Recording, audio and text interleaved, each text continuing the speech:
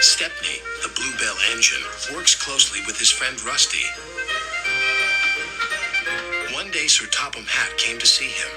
Rusty tells me you're in need of a change, so I want you to help Toby and Mavis in the quarry. Oh, thank you, sir, said Stepney. Shall I be away long? Just today. But please be careful. It is easy to get lost up there, so be back before dark. We will, said the driver. Stepney soon arrived at the quarry. We're glad you're here to help us, said Toby. Are these my cars? Asked Stepney. Only some of them. There's masses more in the sidings, replied Mavis. The more the merrier. Stepney was really enjoying himself. The dustier he became, the harder he worked. Mavis and Toby were impressed. Then the foreman spoke to his driver. We have a night special to take to the building site at the new branch line. Do you want to pull the train? Yes, please, said the driver. But he should have asked Sir Topham Hatt first. Night came. Be careful, Stepney, advised Toby. I will, and thank you for a lovely day. I do hope I can come back again. The line can be spooky, said Mavis. Thank you for the warning. And with that, Stepney puffed away.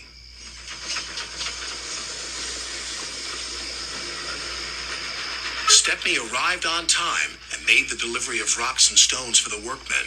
Then he set off for home. That's when the trouble began. The fog came down. Mavis was right. Suddenly everything does look spooky. There's a signal box, called his driver.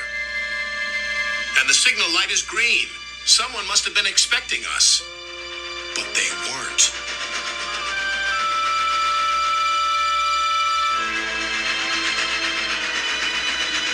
The points had been set in the wrong direction, but Stepney didn't realize this.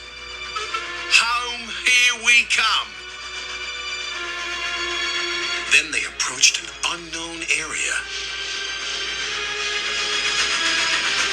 The driver made a decision. It's best if we rest here until the fog clears. What are those strange sounds? Wondered Stepney. Then the fog slowly lifted. Oh no! We're in the scrap yards! His driver and firemen went for help. Stepney was all alone, but not for long. 2 diesels approached. Got you this time, Stepney. You'll make very fine scrap indeed. Buffer 'em, Bert.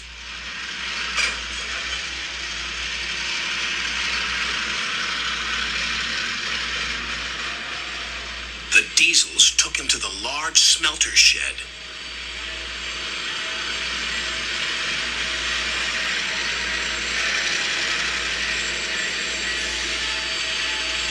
Bye-bye, Stepney.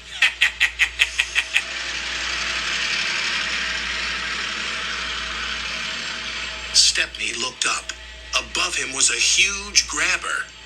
This engine's not for scrapping. The grabber wasn't listening.